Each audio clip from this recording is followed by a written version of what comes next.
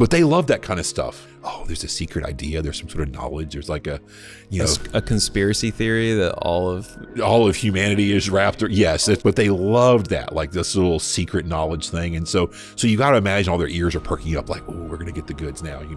As soon as he said, God appointed a man, he's the judge. They're like, okay. And he was resurrected. No, we're done. You're stupid. Like as soon as he says that, they're like, no. Sounds like our modern day. Obviously, dead guys don't rise, so that's stupid. What you're saying is stupid. So Paul is taken to Mars Hill. So let's just sort of get the text here. And that's what this episode is about. This is the Mars Hill address. This is the address. Yeah, we want to deal with the address and what he says. And what can we learn from that? So now Paul is really doing combat with these philosophers, right? It says they took him and brought him to the Areopagus. Okay. I think that's worth noting. The Areopagus, Mars Hill, is a court. I don't think Paul is on trial this day in the sense of like his life is on the line.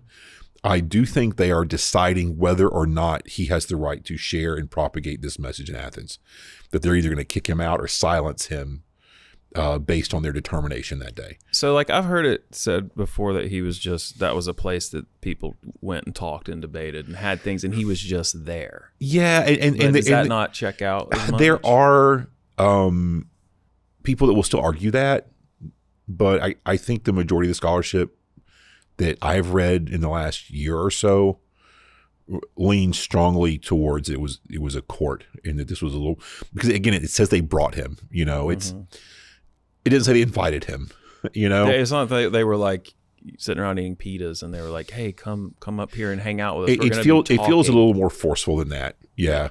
So, he seems to, if there's a pattern, this happens to him everywhere he goes. That he gets hauled in front of the authorities at some point. Every place. So yeah, and that fits, right? Yeah. So, and again, you read some of the guys that are maybe a little more knowledgeable than me.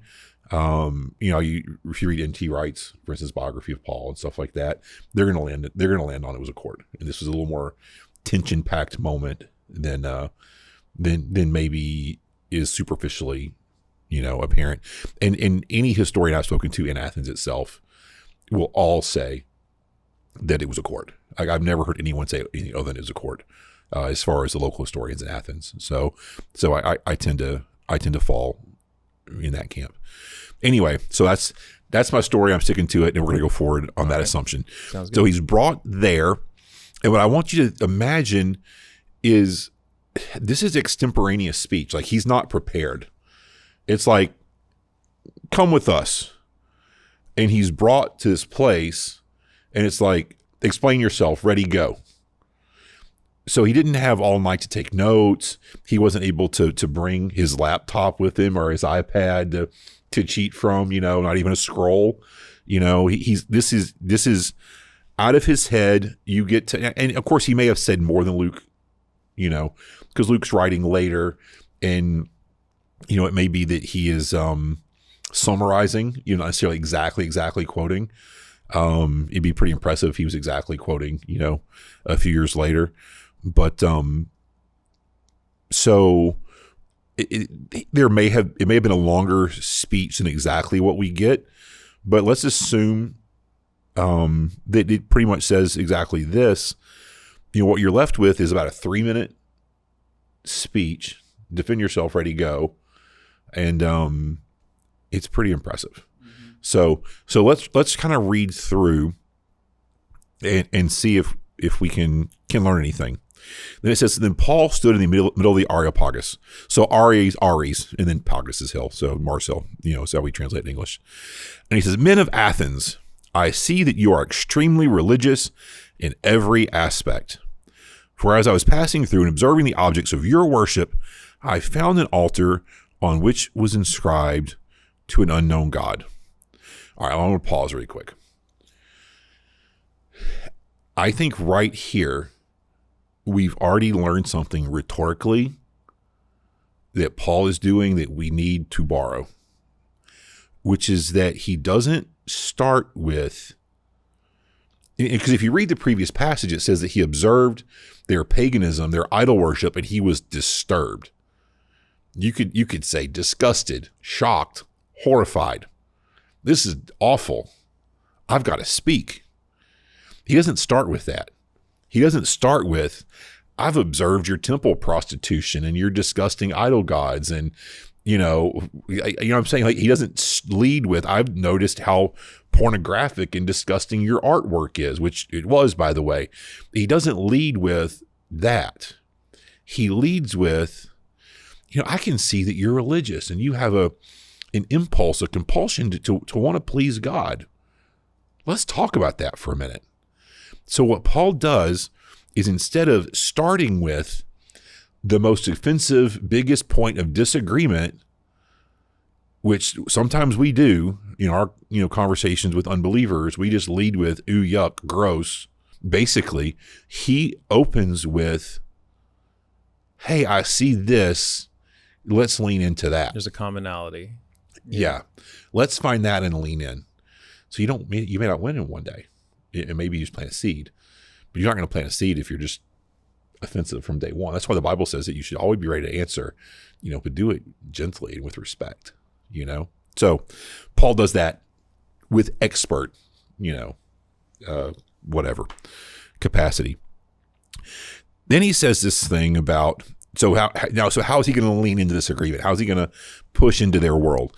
He says, you have this altar to an unknown God. Now, there's some different theories about what that maybe mean. It maybe it was a really old altar. The inscriptions were gone. So like, we don't know who this is to anymore. It might have been Athena. It might have been Poseidon. We're not sure. Unknown. That is one possibility. I don't tend to think that's right, because the rest of his answer doesn't make sense given that. The other answer is the more traditional Christian answer, which is to say it means that the Greeks and Romans that were there at that time were, again, they're not polytheists, they're pantheists. They believe in all the gods. And so they think Egyptian gods and Persian gods, Indian gods, Norse gods, all the gods are real. And all the gods are like easy to offend. Like, he might get real bad at us if we don't. It was a security thing. Yes. Just in case. There's one of them we don't know about. That didn't get passed along to us. So yeah, let's have something for him. I think we've even talked about this before, but it's like they wouldn't, like Romans wouldn't destroy. That's right. Temples. Yeah. And that's why it was so strange that they destroyed the temple in Jerusalem. Jerusalem. Not just strange, like singular. Like, it doesn't happen anywhere else in their whole history. Yeah. Yeah. Because they didn't want to piss off, for lack of a better term, the gods. Yeah, for sure. No way. Because their gods were all like really like petulant children, like really easily angered, and they could just get offended and do horrible things to you, turn you into a frog or a spider, or zap you, kill your kids. They do read the mythology. The gods are horrible. They're all rapists, and they all just do horrible things all the time at the slightest offense. So yeah, they're like, oh, don't get mad at us, and the greatest evil is hubris. It's like pride. If a human gets a little prideful, the gods are, oh yeah, So yeah, you want to be sure to tip your hat to all of them, like, hey, don't hurt me, don't zap me. Yeah. Which is horrible, right? And again, that's exactly opposite of our worldview. The Bible tells us that God's eyes roam to and fro looking for people he can bless. That God's actually not busy looking for people he can zap. Those are everywhere. God's actually really, really trying to find people living in such a way that he can bless them. It's like he has this big mountain of blessings he wants to pour out, and he's just trying to find, that's what he's trying to do, not throw the lightning bolts down. But they had the opposite view. They had, the view that God was up there with the lightning bolts, looking at people zap all the time, or the gods, I should say. So yeah, Mr. Unknown, we're really sorry we don't know who you are. Our ancestors dropped the ball on that, I guess. But we'll still put something up there for you. We'll even kill a bull periodically and splatter its blood on your altar here, okay? Please don't be mad at us. So yeah, that's kind of how that goes. And it says, therefore what you worship in ignorance, this I proclaim to you. Now they loved this, okay? They spent all day trying to find a new idea. So again, he's using their thing against them. Mm-hmm. Our word Gnostic, gnosis, like this, like secret knowledge, which was, maybe we'll do an episode on Gnosticism another day. But, if we ever want to do heresies, we'll do that and Arianism, which, it might be worth looking into at some point just to kind of understand. Don't get me started on Gnosticism. Oh, okay. I didn't know that was No, you and I've talked about it before, but a hot button issue. But they love that kind of stuff. They love like, oh, there's a secret idea. There's some sort of knowledge. There's like a conspiracy theory that all of humanity is wrapped. Yes, oh, that's really? right. That doesn't sound. We've all strange. been conspiring to hide some knowledge, and like, yes, the Genesis story is mostly right, but what you didn't know is this, But they loved that, like this little secret knowledge thing, and so you got to imagine all their ears are perking up, like, oh, we're gonna get the goods now, We're gonna learn something here. I pray the God who made the world and everything in it, he is Lord of heaven and earth, and does not live in shrines made by hands. Neither is he served by human hands, though he needed anything, since he himself gives everyone life and breath in all things. And then he makes this statement, which has become very important to me personally. He's talking about God creating man and all the nations of the earth. He says, from one man, he's made every nationality live over the whole earth, and it's determined their appointed times and the boundaries of where they live. So like our ministry to refugees is really based on that this movement of people is inspired by God. It says he did this that they might seek God and perhaps might reach out and find him, which again, that's part of what we really embrace, that God moves people around and shakes them up. So they'll look up and try to find him. And he says, for in him we live and move and exist. Some translations say and have our being. As even some of your own poets have said, for we are his offspring. So here's what you got to know here. This is where things get interesting, is that Paul here, so, there are Christian songs about this, in him we live and move and have our being, and we sing it and we rejoice in it, as well we should. It's in the Bible. It's a text that it's something Paul is saying about God, about our God, Yahweh, Jehovah, whatever biblical term you like to use to name our God, the great God of heaven and earth. But he's actually quoting a Greek poet from 300 years prior named Aratus. Okay? Now, here's what I want you to imagine. I want you to imagine that you are first, let's just stay with America. You've been dropped in front of the U.S. Congress, some sort of collection of human beings, that are not necessarily Christian leaning, or maybe it's a gathering of business men somewhere in the like New York or somewhere like that, or you're in Boston, where like very much like Athens, a place where wisdom is worshipped. You're in at Harvard, or some place like that, in front of a group of people who's a little bit hostile to your worldviews. Could you pull a quote? Even let's do it with America now, from 300-400 years ago, some sort of foundational important quote from American history that would be something they would know, but that you could also use to make your point? I mean, no, maybe. And maybe you could quote the Declaration of Independence, we hold these truths to be self-evident or something like that. But not very much. Yeah, maybe you could do that. Yeah. Maybe that's from 1776, so that's 250 years ago. Yeah. But now imagine you're in a different culture. So now you're in. Let's not go too far. Let's go. You're in England. Could you quote something from 300 years ago? One of their poets, philosophers, thinkers. So you could create that bridge. Maybe. How much Shakespeare can you quote for most people? I mean, Et tu, Brute. yeah, there you go. Or I don't know. You can quote a lot more on a good day, maybe. To be or not to be, Yeah, that is the question. So, but you could you really? And then you get further foreign, of course, and you absolutely couldn't, Germany or Italy, certainly not China or India. Then you probably couldn't quote anything at all, Now, in our defense, Paul is this perfectly shaped tool in that he's Jewish, totally Jewish. And anytime he gives his identity, he's like, I'm a Jew, tribe of Benjamin, trained by Gamaliel, like he wants you to know all that, but he's also from Tarsus. So he would have been exposed to Greek culture and philosophy and ideas, because he has this amazing thing of having, being from a center of Greek study and learning in Tarsus, but then also spending a lot of formative years in Jerusalem. So he sort of drank from both. So we can't totally say we're horrible because we can't just quote stuff, what Paul could. Well, Paul was trained to that, but it does mean that, maybe if you're speaking into a culture, you should know it a little bit. It's certainly helpful. Regarding Paul quoting Greeks. So just to sort of give you the background on that, we've got this quote, Acts 17:28, where he quotes, Aratus from 300 years prior. We have 1 Corinthians 15:33, where he says, bad company corrupts good morals. He's quoting Menander there, also from about 300-400 years prior. And then Titus 1:12, where he says, one of themselves, a prophet of their own. Funny he calls a guy a prophet. It's kind of interesting. Where he says, Cretans are always liars, evil beasts, and lazy gluttons. That's Epimenides. So from 600 years prior.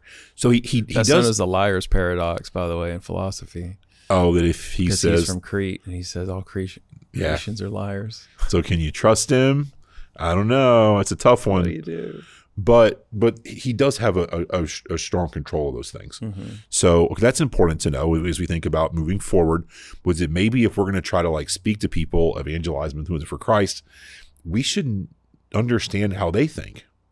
We should maybe understand their world a little bit and where they're coming from, so that we know how to, again, build that bridge from where they are to where we want them to go. So I think that's a takeaway that we can certainly have there. It says, therefore, having overlooked these times of ignorance, God now commands all people everywhere to repent, because he has set a day when he is going to judge the world in righteousness by the man he has appointed. So now he starts to drop the gospel on him. He has provided proof of this to everyone by raising him from the dead. When they heard about the resurrection of the dead, some began to ridicule him.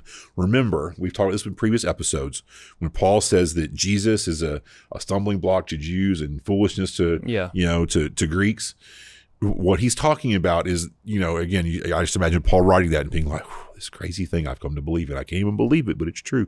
Where he's like, Jews don't believe God can be incarnated, and Greeks don't think you can be resurrected. So both of them have a problem with Jesus. You start talking to a Jew and they're like, God in human form, that's heresy, you're bad. Start talking to a Greek, he was resurrected, that's not, So no matter who I'm talking to, I got a problem. Yeah. But it's still true, so you can, so this is that, as soon as he said, God appointed a man, he's the judge, they're like, okay. And he was resurrected. No, we're done. You're stupid. As soon as he says that, they're like, no. Sounds like our modern day.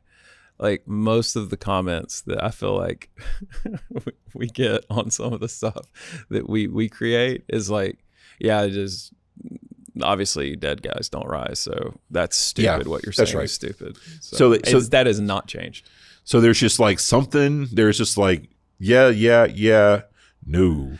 Which, can I just say, I don't understand that, because if you are a scientific person and you are interested in, I don't know, the origins of the universe, at some point, not living matter came from non-living matter somehow. Yeah. So who's to say that can't happen? God can't do that. I think God created the universe, but you got to brought life from non-life. And brought life from non-life. So why can't he do that again? Oh yeah, he absolutely can. Well, that's the whole that sort of a priori assumption that all the miracles. So but anyways, we've talked about that. How all this Bible stuff is really great history. Oh, but the miracle parts they dropped in, that's where they started lying to you. Right. Yeah. Well, you have to. Yeah. You have to at least, if you want to be a materialist, you have to at least allow one miracle, which is the beginning of the universe. Yeah.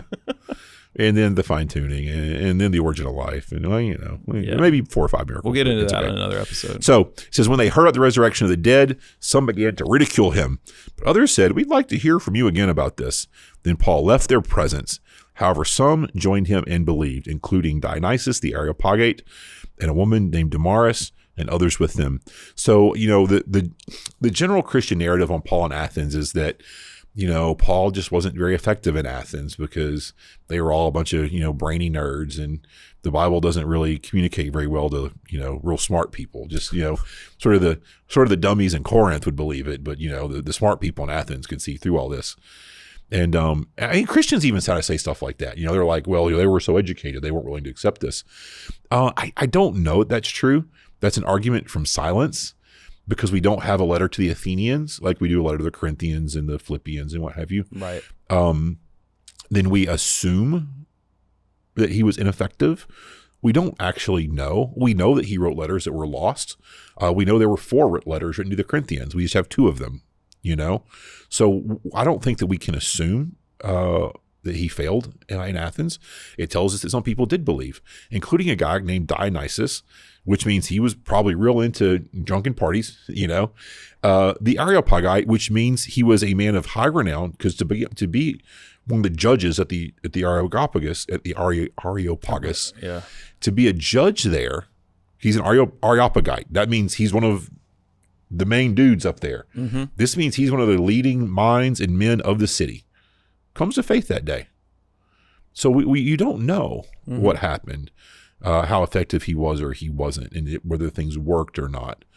What we know is that he leaves Athens after this. So, which again runs me back to thinking that it was something of a court and it was a little more serious than what we think of it, and that he kind of had to go after this. Now, in closure, again, what are the big takeaways? And we already hit some of it. Know the people and culture you're speaking into. Find a way to lean into agreement. Don't lead with offense, And if you'll do those things, you can be effective. I mean, Dionysus the Areopagite was, again, probably a Epicurean or a Stoic. At the end of the day, he becomes a Christ person. So you can win if you do this. But one of the things that for me is a big takeaway is you read this and then read Paul when he's arrested. He's in Jerusalem and he preaches to the crowd, before they try to kill him. And or I mean, it's not exactly Paul, it's Peter, but you read Peter, his address in Acts 2 to the crowd, how Jesus fulfills all the prophecies. Paul gives a very similar address to the crowd as he's being arrested later in Acts. It's not the same speech. That Paul understands when to give a Acts 2 sermon and when to give a Acts 17 sermon, and they're not the same. Mm-hmm. And so you have to know the people you're speaking to. And I think sometimes as the church, because a lot of Christians are church culture people, they grew up in the church their whole life, and they know the internal culture of the church, and they find themselves, what they do when they encounter unbelievers is they give a Acts 2 sermon to an Acts 17 person, and you're speaking right past them. So, I mentioned this before in other podcasts, but, living in Israel's an incredibly diverse country, and most Jewish Israelis are secular, atheist, agnostics. They're not believers. So if you're in Jerusalem, most people are religious in Jerusalem, then you can give that, hey, have you read Isaiah and the prophecies? You can give that presentation of the gospel in Jerusalem. People will be like, yeah. They'll disagree with you. They get mad at you. Like, no, he's not. They're not going to agree. But at the end, they'll understand the presentation that I'm arguing that Jesus fulfills these prophecies. You give that presentation in Tel Aviv, and they're just going to be like, we don't believe any of this. Prophet, Isaiah, who was that? Moses, legend, not a real person. Like, it's not going to work. They don't even believe in the concept of sin. Jesus is going to forgive you for your sins. What's a sin? There's no such thing as a sin. It's just more or less healthy behaviors. They're Epicureans. So you have to give this presentation, the Acts 17 presentation, not the Acts 2 presentation to them, And I think it's important to know the difference so that you don't just sound like idiots, Yeah. Like we have to get out of our bubble a bit and understand the world around us so that we can speak to them.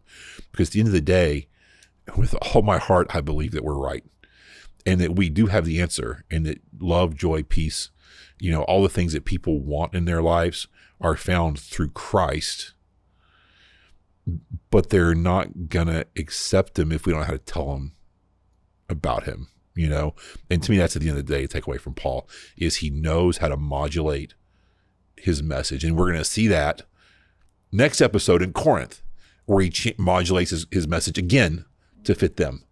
So yeah, that's probably my biggest takeaway. Don't be offensive. Know your audience. Adjust accordingly. Don't change the message, but definitely change your methodology. Awesome. No, that's good. I know we got into some sideways stuff, but I think maybe it'll be interesting.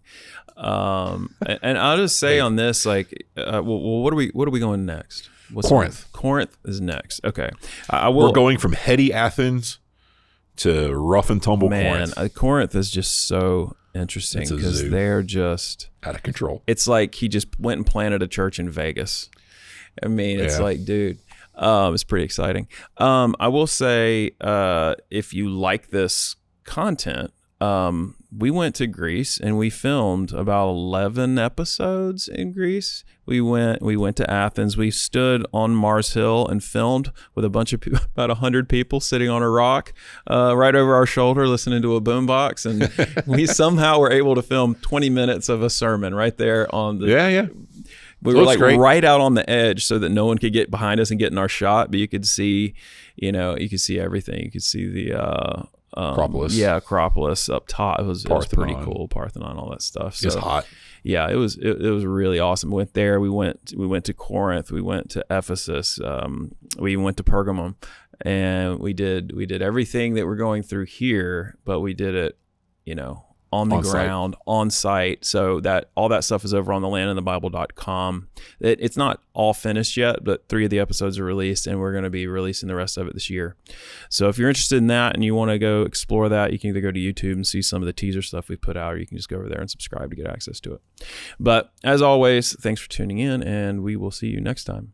Thanks for watching this video. If you enjoyed it, click like and subscribe. It really helps us. And if you really enjoyed it, go on over to our website, thelandinthebible.com, and become a supporter. It helps us generate more content and gives you access to our full library of video and Bible study content.